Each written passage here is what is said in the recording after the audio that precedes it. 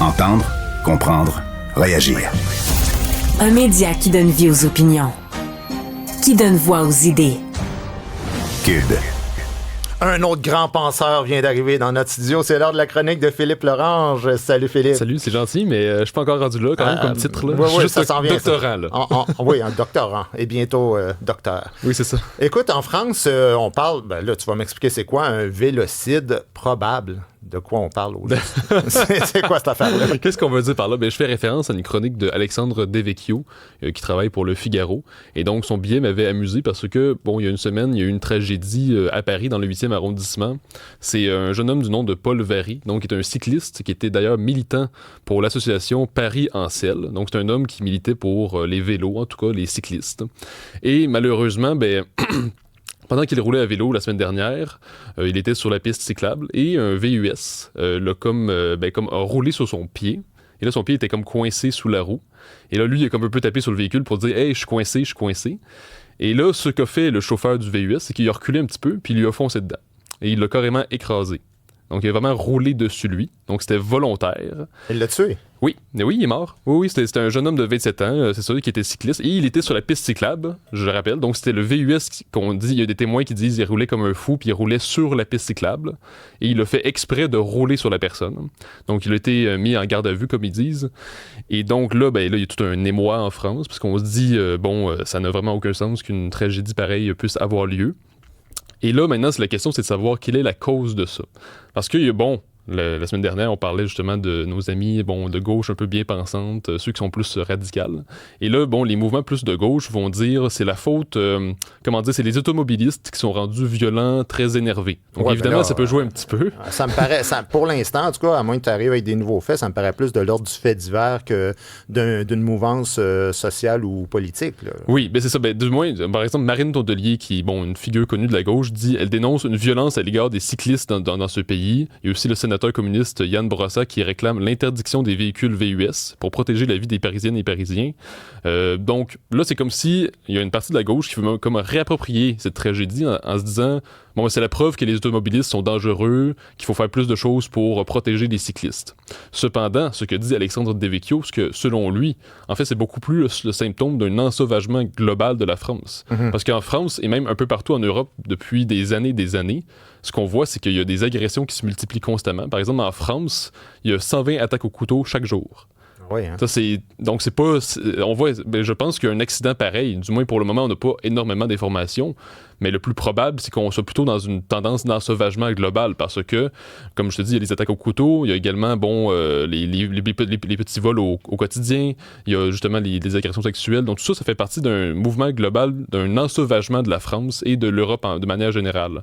Mais c'est comme si une partie de la gauche qui veut comme pas vraiment le reconnaître et qui va dire, non, c'est la preuve que, en fait, c'est comme c'est les véhicules qui sont dangereux, qui ont un comportement dangereux. Mais là, un événement comme celui-là, c'est beaucoup plus que juste les automobilistes dangereux. C'est vraiment un ensauvagement global. Oui. Puis on vit la même chose peut-être à plus petite échelle ici, mais je veux dire, il y a une tension énorme, en tout cas dans les rues de Montréal, entre évidemment, juste entre les automobilistes entre eux, là, on le voit, hein, parce qu'évidemment, quand les gens font du pare-choc à pare-choc, tout de suite, t'en vois un qui arrive puis qui te coupe, là, puis que lui, il n'a pas attendu la ligne que toi, t'attends pendant 20 minutes, là, t'as le goût de sauter dessus.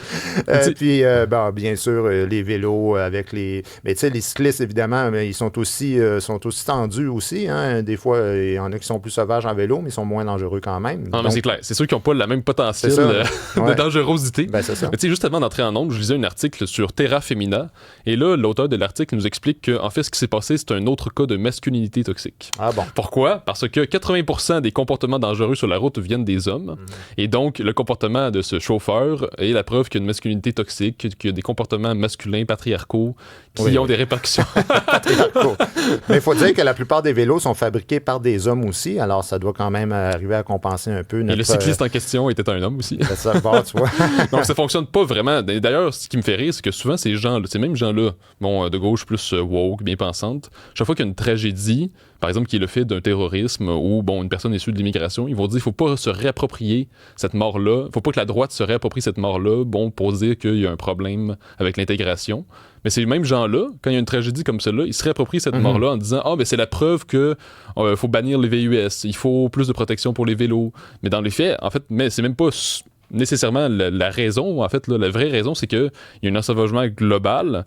Et moi, ça me fait rire quand je vois ces mêmes personnes-là dire, par exemple, s'il y a plus de violence en France, s'il y a plus d'ensauvagement, parce qu'il y a des moments où ils le reconnaissent, ils vont dire que c'est la faute de la pauvreté, l'exclusion sociale. Oui, bien sûr, quand ça les arrange. Oui, c'est ça. Mais moi, je pense pas du tout que ce soit ça, en fait, parce que, pourquoi? Parce qu'il y a plein de gens qui sont dans la pauvreté, qui sont pas du tout violents. Par ailleurs, la preuve, par exemple, je te donne l'exemple suivant. On n'arrête pas de dire, par exemple, les banlieues parisiennes ou certaines banlieues, les cités, si elles sont plus violentes, plus à même d'engendrer des gens violents, c'est parce qu'elles sont pauvres, il y a de la discrimination. Dans les faits, dans les 20 dernières années, il y a eu d'immenses investissements dans ces cités-là pour créer des environnements qui sont plus accueillants, pour investir dans l'éducation, ces choses-là. Et les effets ont été plutôt zéro, de l'ordre zéro. Alors qu'il y a plusieurs campagnes de France, ce qu'on appelle la France périphérique. Autrement dit, les Français qui vivent en dehors des grands centres, eux, ils ont vraiment les services sont complètement en dépérissement, là. Il y a des villages qui sont en dévitalisation avancée, des gens qui manquent de services, puis c'est un peu à l'origine des Gilets jaunes d'ailleurs, c'est-à-dire des gens qui sont de la France oubliée, qui eux n'ont pas reçu d'investissement et qui ne posent pas non plus de danger. C'est pas eux qui vont poser atteinte à la sécurité. Donc le problème de sécurité en France, des dangers qu'on voit un peu partout, je pense pas que c'est lié à la pauvreté et l'exclusion. Je pense que c'est beaucoup plus complexe que ça. Oui. Ben, c'est drôle parce que ça recoupe un peu le sujet qu'on avait avant, là, quand on parlait d'obésité morbide, puis on disait, oui, mais il y a le climat social, il y a la famille, il y a le milieu social d'où tu viens. Certainement que ça existe, mais évidemment, il y a aussi la part de responsabilité. Donc, j'imagine que c'est un peu la même affaire là-dedans. C'est-à-dire que, oui, bien sûr, tu vis dans une société puis tu es influencé par toute l'agressivité qu'il y a, mais il doit y avoir des gens qui ne sont pas des radicaux, qui essayent quand même de tendre vers des solutions qui sont plus pragmatiques puis pratico-pratiques dans la vraie vie. Là, exactement. Puis d'ailleurs, dans un même ordre d'idée, l'autre nouvelle qui fait beaucoup jaser, c'est qu'il y a un autre professeur qui, dans un lycée français, encore une fois, banlieue de Paris, donc dans le lycée Corbeil-Essonnes, donc lui, il a reçu des menaces de mort. Pourquoi? Simplement parce qu'il a demandé à un jeune d'enlever sa casquette dans les corridors. Parce que c'est interdit dans l'école. Et là, il lui avait dit, tu dois l'enlever. Puis là, le jeune refusait d'obtempérer. Donc, ce qu'a fait le professeur, c'est qu'il lui a enlevé la casquette. Et là, il y a eu une immense bagarre. Il y a eu une dizaine d'élèves qui se sont rués sur le professeur. Et il y a carrément eu un diagnostic médical qui dit qu'il y a eu des hématomes aux jambes, il y a eu la mâchoire tuméfiée. Donc, ça a été vraiment une grosse bagarre dans le but de l'intimider. Alors qu'il faisait juste appliquer un règlement, c'est-à-dire pas de casquette dans les corridors.